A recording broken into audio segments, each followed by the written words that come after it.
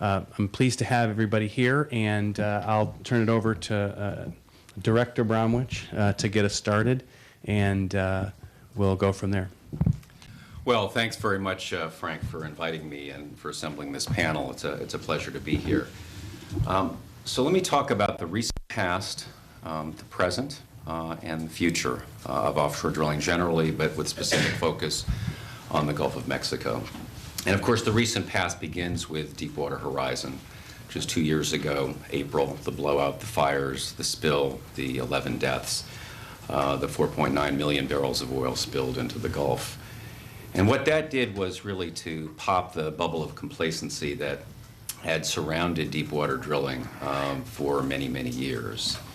It led to comprehensive reviews not only of the accident itself, but of the structure and the content of the regulation of offshore drilling. It led to examinations of ways to overhaul the agency structure, the former Minerals Management Service, and it also caused an intensive look at what new regulations were needed to regulate offshore exploration and development.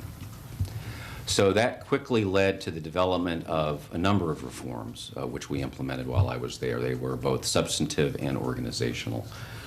In terms of substantive reform, we enhanced prescriptive regulations through the Drilling Safety Rule, which you're all familiar with, which addressed casing issues, cementing, certification of drilling programs, testing of blowout preventers, and so forth.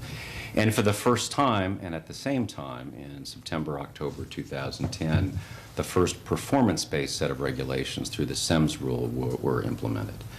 And that required the development of comprehensive programs to analyze and minimize the risks in offshore operations. We also did our best to enhance environmental protection by eliminating the use of categorical exclusions in deep water and requiring more intensive environmental analysis through site-specific environmental assessments. So those were the immediate substantive reforms, and then we spent a tremendous amount of time on deep and, we hope, lasting organizational reforms. We eliminated, over the course of the 15 months that I was there, the structure of the former MMS, and we created a new structure that was designed to eliminate the longstanding conflicts among the different missions and functions of the old agency.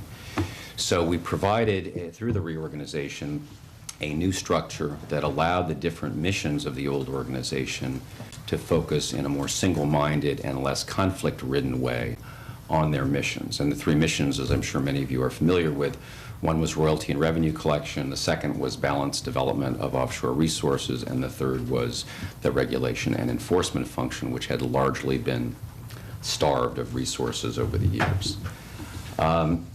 And we did that, and I think the new structure with the Bureau of Ocean Energy Management on the one hand, and the Bureau of Safety and Environmental Enforcement on the other, has accomplished what we set out to do.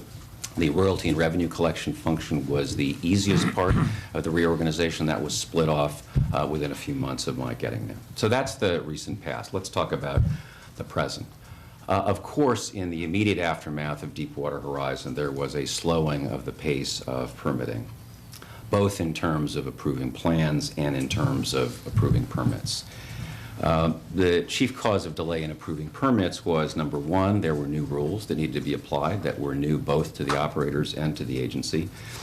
Two, there was some legitimate confusion, particularly in the industry, but to some extent in the agency, on how those new requirements ought to apply. And third, and most importantly, and frequently ignored, especially on Capitol Hill, there was a lack of containment capabilities that existed. So as we all remember during Deepwater Horizon, BP, others in the industry, and the government struggled with the way to cap the Macondo well. It took 87 days to do it. And once that was done with the containment dome, there weren't other resources like that available. Now, industry quickly formed two consortia, MWCC and Helix, but that equipment was not ready until many, many months later, February of 2011. And so arguments suggesting that the moratorium extended well beyond October of 2010, and it moved into a permitorium and a slowatorium, or whatever it's been called, ignores the simple fact that until February of 2011, there were no adequate containment capabilities. And if we had started permitting deep water applications to drill without the containment capability being ready, I think there would have been a case for impeaching me if that could have been done. It would have been a set of irresponsible decisions to permit deep water applications before containment capabilities were there. Now the pace picked up as soon as those containment capabilities were available, picked up in the spring of 2011, both because industry and the government became more familiar with the regulatory rules and how they ought to be applied, because the containment capabilities were there, and because the process just started to move again. Now that pace has picked up very substantially over the past year. If you look, as I know many of you do, at the current data that's on Bessie's website, there is a very small current backlog. There's a very low number of permit applications in the returned category. And at this time, deep water permits for unique wells are being granted roughly at the pace of 8 to 9 per month. So here we are in August of 2012, and I think everyone has to acknowledge that there has been remarkable progress. The number of deep water rigs are at or near pre-Macondo levels. The pace of permitting in deep water is at or near pre-Macondo levels. For example, if you take the period before Macondo, end of February 2009 to the end of February 2010, 67 new well deep water permits were approved. You take a similar period, February 28, 2011 through February 27, 2012, 61 new well deep water permits were approved. Was there a fall off? Yes, that could have easily been predicted because of the new regulations that were in place. But is it a dramatic drop-off, as some have claimed? No, the data refute that. Now, the ability of the agency to continue processing deep water permits as the applications become more technical and complex is dependent on a continuing funding stream, and that is going to be up to Congress to maintain and continue. So let's talk about the future, because that's the present. I think based on the recent lease sales that we saw in December and June, and the data on rigs and permits that I've just talked about, I think no one can deny that the future looks very bright.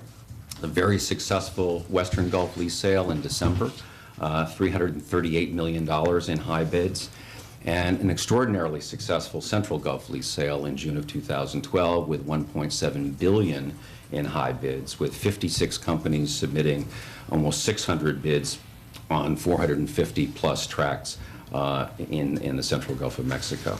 I think those are clearly reflections of the confidence that industry has in the future of offshore drilling in the Gulf of Mexico. Now, let me close with a sobering note.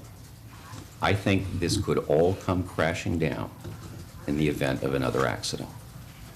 So how do we avoid that? What needs to be done to avoid another catastrophe like Deepwater Horizon? Number one, there has to be continuing investments in safety and environmental protection, and they must keep pace with advanced technology and with industry's continued and understandable ambition to move into frontier areas. And those advances need to take place in prevention, in containment, and in spill response. Second, industry needs to focus on creative ways to share innovations in both safety and environmental protection with each other and with the government. Third, there needs to be stepped-up research, both by industry and government, on the challenges posed by frontier environments, both ultra-deep water and the Arctic. And again, industry and government. Next, there needs to be creative steps taken to bolster the technical expertise of government through exchange programs with other countries and with industry. That's been tried very little, if at all, in this country. I think it's something that needs to be looked at very carefully and explored very thoroughly. Next, there needs to be continued focus on recruitment of engineers with an adequate level of expertise and efforts to retain them in the government. If you don't have regulators with the appropriate training, things will slow down. Even in an era of government austerity, there absolutely needs to be a focus on ensuring adequate funding for the regulatory agency. For the first time in the last 2 years, additional substantial funding has been forthcoming. If that stops or if that slows, we're all in trouble. And finally, we need to have greater global cooperation on prevention, containment, and spill response issues. It is clearly a global enterprise.